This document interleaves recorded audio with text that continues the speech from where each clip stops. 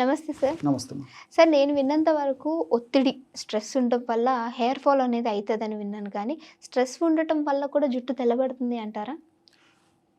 కొంతవరకు అవకాశం ఉందమ్మా. మ్మ్. ఎందుకంటే స్ట్రెస్ అనేక రకాలైనటువంటి వ్యాధులకు, మానసిక వ్యాధులకు, శారీరక వ్యాధులకు కారణమమ్మా. అవును. సో ఈ స్ట్రెస్ వల్ల ఏం జరుగుతుందంటమ్మా, కార్టిజాల్ అనేటువంటి హార్మోన్ విపరీతంగా పెరిగిపోతుంది. సో ఈ కార్టిజాల్ అనేటువంటి హార్మోన్ పెరిగిపోవడం చేత, అది మనకు శరీరానికి హాని చేయడం చేత, ఆ కార్టిజాల్ హార్మోన్ ప్రభావం చేత ఈ హెయిర్ లాస్ కావడం జరుగుతుంటుందమ్మా Okay. ఎక్కువ శాతం మందిలో. మ్మ్. దీనికి తోడు ఏంటంటే ఈ స్ట్రెస్కు విటమిన్ డి లోపం కూడా తోడైనప్పుడు మ్మ్. ఈ వెంట్రుకలు కూడా ఈ గ్రే హెయిర్ రావడం కూడా జరుగుతుంటుంది. ఓకే. అదేమా. సార్ అయితే బాడీలో ఏ విటమిన్ తగ్గితే హెయిర్ గ్రే అనేది అవుతుంది అంటారు? ఓకేమ్మా. సర్వసాధారణంగా సూక్ష్మ పోషకాలు తగ్గినప్పుడే ఈ ప్రాబ్లం ఎక్కువ శాతం మందిలో ఉంటుందమ్మా. ఓకే. స్థూల పోషకాలు అంటే ఇప్పుడు కార్బోహైడ్రేట్స్, తర్వాత ఈ ప్రోటీన్స్, ఫ్యాట్స్, ఇవన్నీ కూడా స్థూల పోషకాలమ్మా. మ్మ్. సో జనరల్గా ఈ స్థూల పోషకాలు తగ్గడం అంటూ ఉండదు.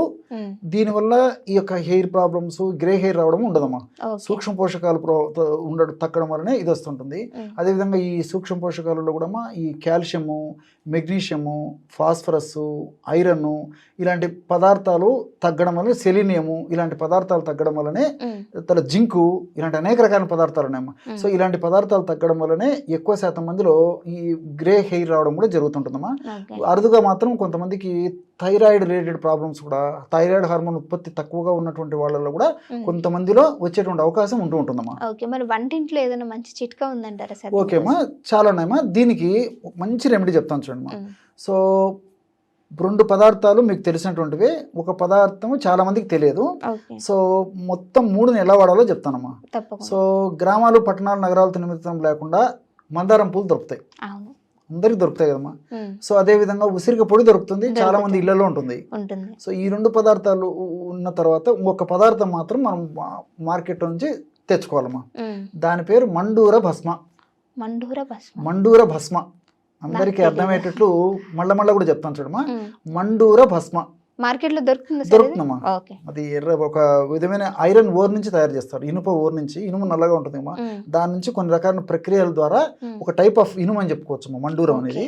సో మండూర భస్మం, ఆ మండూర భస్మం మనం వేళ్ళతో టచ్ చేసి కొంచెం అలా అనేసరికి ఈ యొక్క భాగం కూడా నలుపు అయిపోతుందమ్మా. మ్మ్. అంత శక్తి ఉంటుంది, ఐరన్ కంటెంట్ మరీ విపరీతంగా ఎక్కువ ఉంటుందమ్మా అందులో. అవును. సో మండూర భస్మ అనేది మార్కెట్లో దొరుకుతుంది అనమాట. సో ఈ 3 పదార్థాలు, ఫర్ ఎగ్జాంపుల్ ఒక 3, 4 మనకి ఎన్ని అవసరమైతే అన్ని ఎర్ర మందారం పూలమ్మా. మ్మ్. మందారం పూలు కూడా ఎర్రవి కావాలి. సో ఎర్ర మందారం పూలు ఒక 3, 4 తీసుకొని ఒక అర టీ స్పూన్ కానీ, ఒక స్పూన్ కానీ, మనకు ఏదైనా ఎక్కువ అవసరమైతే ఒక స్పూన్ వాడుకోవచ్చు. మ్మ్. తక్కువ అవసరమైతే తక్కువ క్వాంటిటీలో ఔషధం తయారు చేసుకుంటే సరిపోతుంది. మ్మ్. సో అర టీ స్పూను ఉసిరిక పొడి, ఓకే. అదేవిధంగా మండూర భస్మం కూడా అర టీ స్పూన్. మ్మ్. సో ఈ 3 బాగా కలిపేసేయాలమ్మా. ఒకవేళ ఔషధం సరిగ్గా కలవకపోతే కాస్త ఇంకా 1, 2, 3 మందారం పూలు ఎక్కువ వేయచ్చమ్మా. మ్మ్.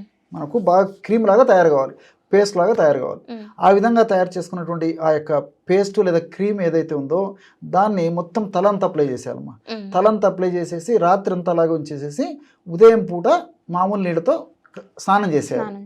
సో ఆ రోజు మాత్రము మరి షాంపూ ఇలాంటివి వాడకూడదమ్మా. ఓకే. అది కూడా వీలైనంత వరకు అతి తక్కువ గోరువెచ్చని నీళ్ళు, చాలా తక్కువ ఉండాలమ్మా. గోరువెచ్చని నీళ్ళు, వేడి నీళ్ళు కూడా పనికిరావు. రూమ్ టెంపరేచర్ అయితే very good. Okay.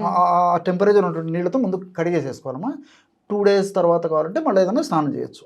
Head bath మామూలు షాంపూ ఏదైనా చేయొచ్చమ్మా. మ్మ్. ఈ మందు పూసుకున్నటువంటి ముందు రోజు మందు పూసుకుంటాం కదమ్మా, తర్వాత రోజు మనం స్నానం చేయాలంటే మాత్రం అతి తక్కువగా ఉన్నటువంటి వేడి, అంటే గోరువెచ్చని రూమ్ టెంపరేచర్ ఉన్నటువంటి నీళ్ళతో తలస్నానం, ఎటువంటి షాంపూ కానీ సోప్ కానీ ఏం ఇది వాడకూడదు. వాడొద్దు. ప్లెయిన్ వాటర్తో స్నానం చేస్తే సరిపోతుంది. ఆ విధంగా వారంలో 2 సార్లు కానీ, సమస్య కొద్దిగా ఉంటే వారంలో 1 సారి కానీ ఈ విధంగా చేయడం వల్ల చాలా అద్భుతమైన ఫలితాలు కలుగుతాయమ్మా. మ్మ్. మరి ఇంత అద్భుతమైన ఫలితాలు కలుగుతాయి అన్నప్పుడు మరి సార్ ఎందుకు వాడుకోకూడదని చాలా మంది ఆలోచన చేస్తుంటారమ్మా. సో నాకు 50 సంవత్సరాల తర్వాత గ్రే హెయిర్ వచ్చింది. మ్మ్. నేను దీనికోసం అంటే ప్రత్యేక శ్రద్ధ తీసుకోవాల్సిన అవసరం నాకు లేదు కాబట్టి మ్మ్. దాని మీద నేను కాన్సన్ట్రేషన్ చేయలేదు, ముందు కూడా చేయాలనే ఆలోచన కూడా లేదమ్మా. ఓకే సార్, ఒకసారి ఇది వాడిన తర్వాత ఏదైనా సరే ట్రీట్మెంట్ తీసుకున్న తర్వాత అది తగ్గుతుందంటారా, మళ్ళీ వచ్చే అవకాశం ఉందండి? అది ఈ పూత మందులు అమ్మా, ఎక్స్టర్నల్గా ఈ ప్యాక్స్ అన్ని కూడా తాత్కాలికం అమ్మా. సో ఈ తాత్కాలికంగా మనకి ఇమ్మీడియట్గా రెస్పాన్స్ అయ్యేదానికే ఈ విధంగా మనం ప్యాక్స్ తయారు చేసుకుని వాడుకుంటాము. మరి ఈ యొక్క సమస్య మళ్ళా పునరావృతం కాకుండా ఉండేందుకు, అదేవిధంగా ఈ సమస్య ఎగ్జాక్ట్లీ సమస్య త్వరగా తగ్గి మళ్ళా రాకుండా ఉండాలంటే ఇంటర్నల్ మెడికేషన్ చాలా అవసరమా.